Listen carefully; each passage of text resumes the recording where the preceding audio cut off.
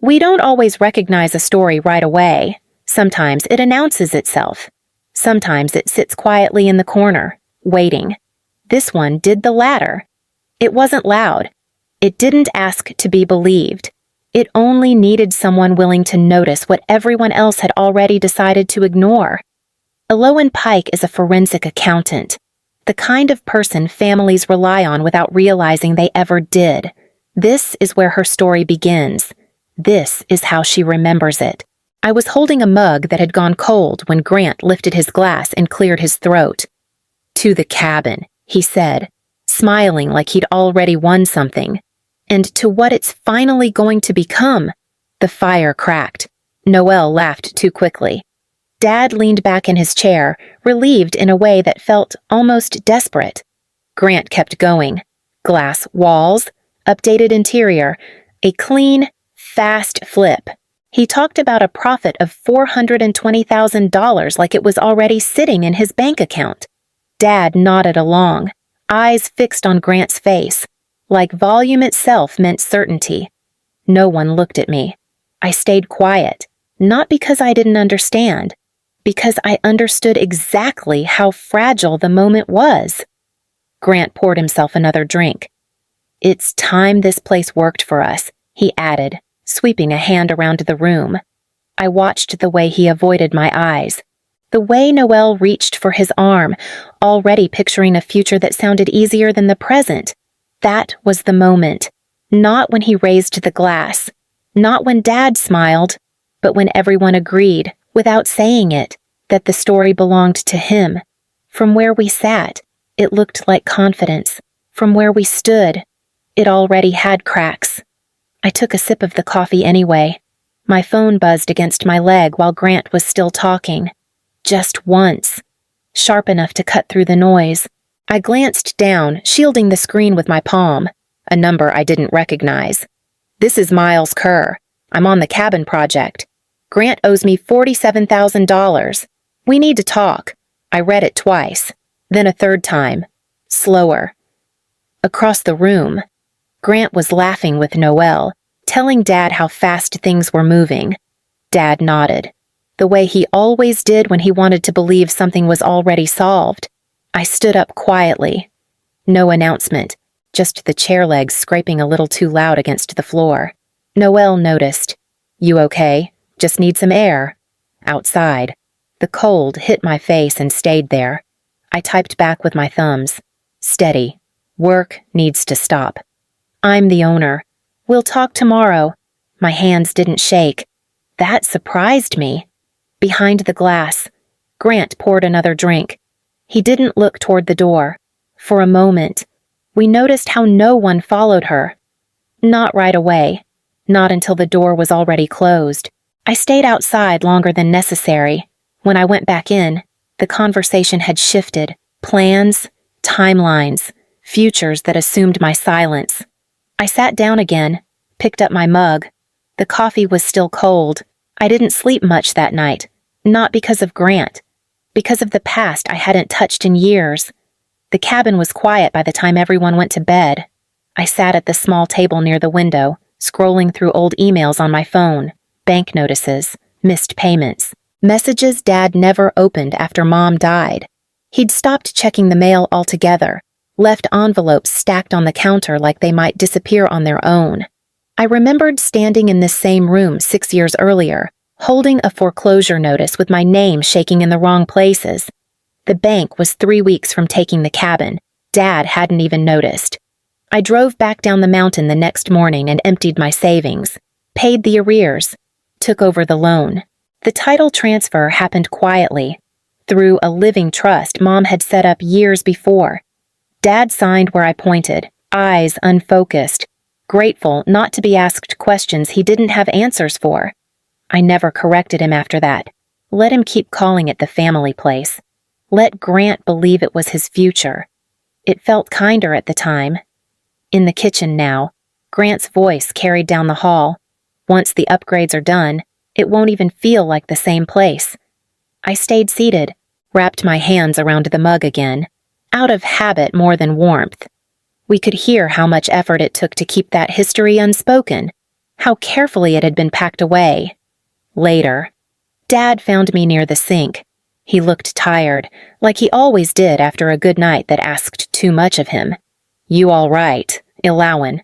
His voice softened. "You've been quiet." "I'm fine." It came out automatic. He nodded, relieved enough to let it go. That was the bargain I'd made years ago. I handled the damage. They got to keep believing there wasn't any. Miles was already there when I pulled up the next morning.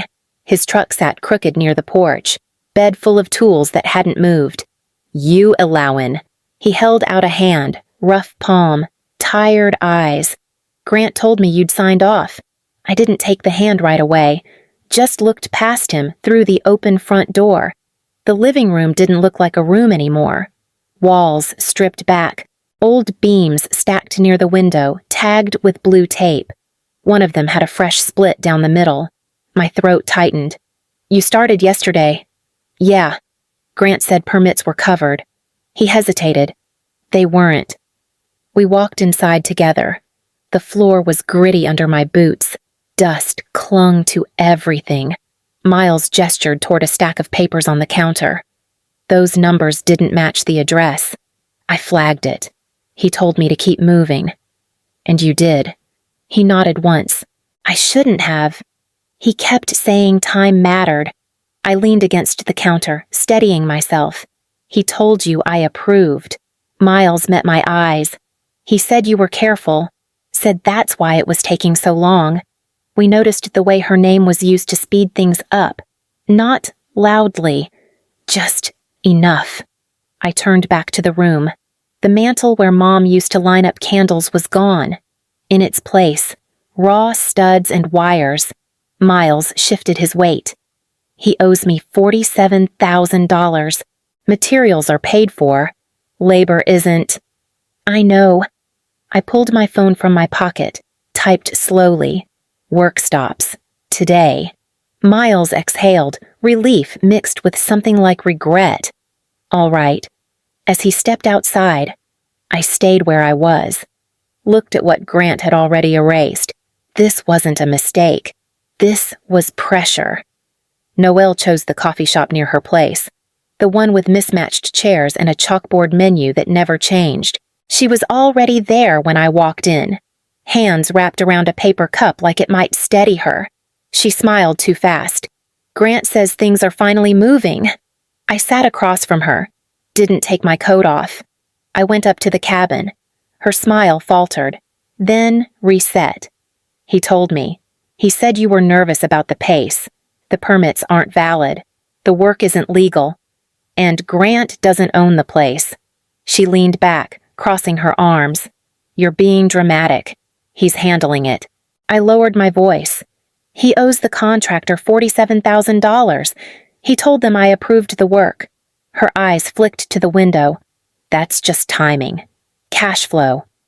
I waited, let the silence stretch. She swallowed.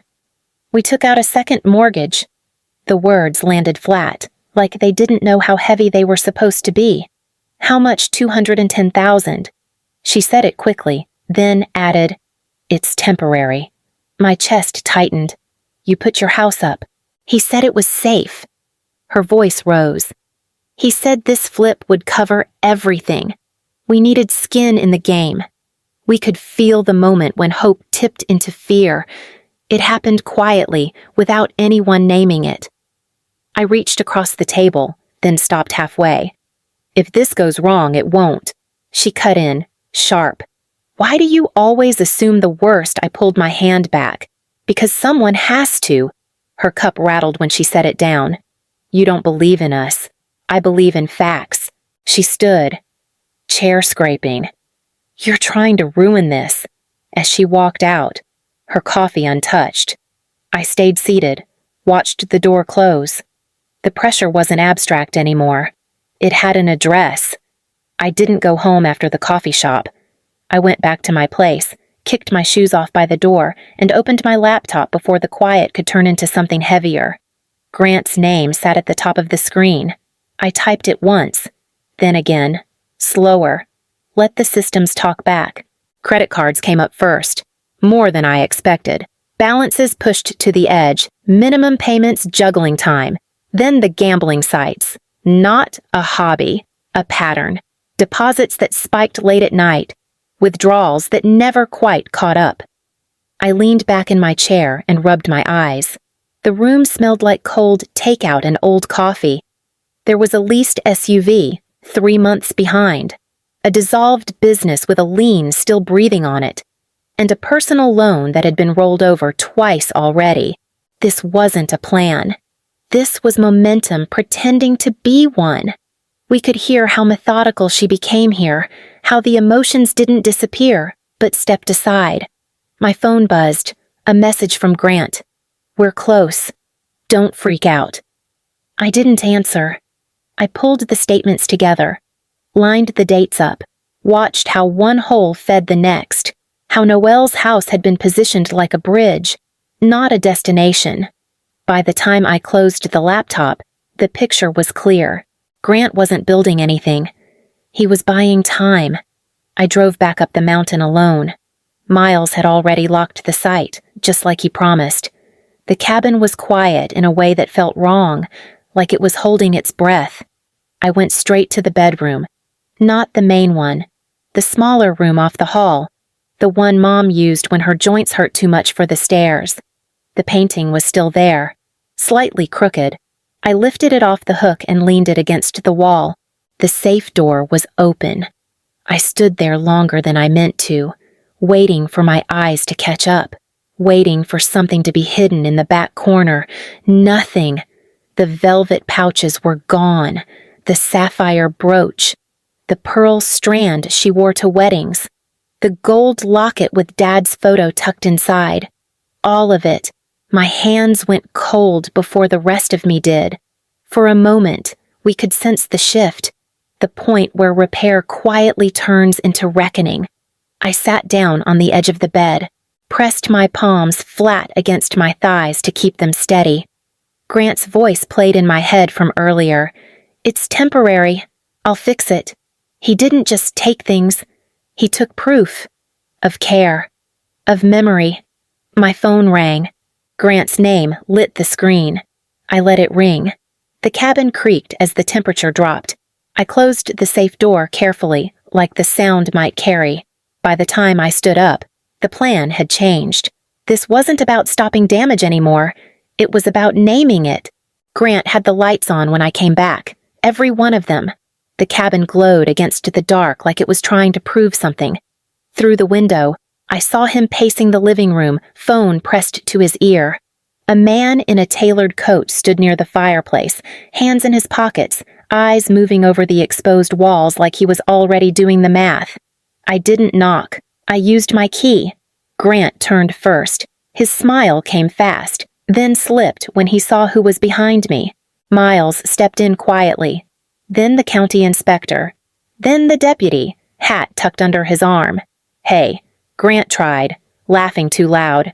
"This isn't a good time." I walked past him and set a folder on the table. Paper slid out when it landed. Deed. Permit records. Photocopies from the pawn shop. The man by the fireplace straightened. "What's this?" Grant's mouth opened. Closed. He looked at Dad, who had come out of the hallway, confused and already tired. Dad held up a hand toward me. "Elowen, just give him time. He's your brother. I stayed where I was.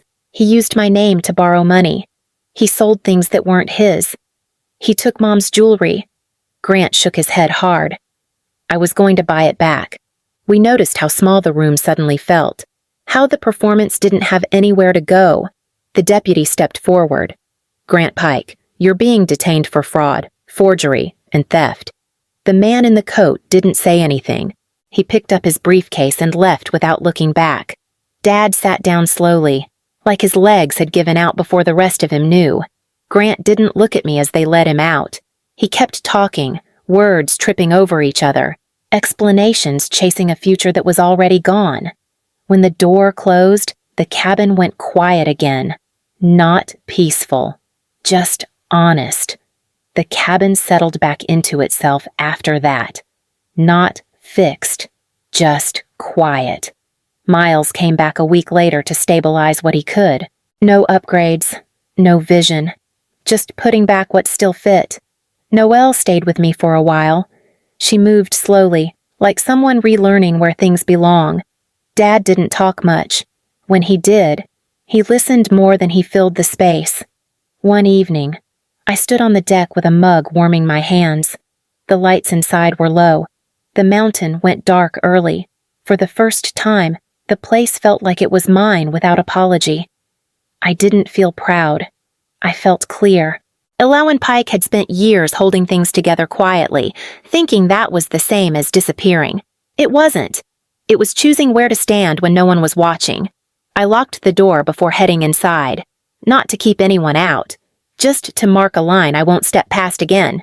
If this story stayed with you longer than expected, you already know why.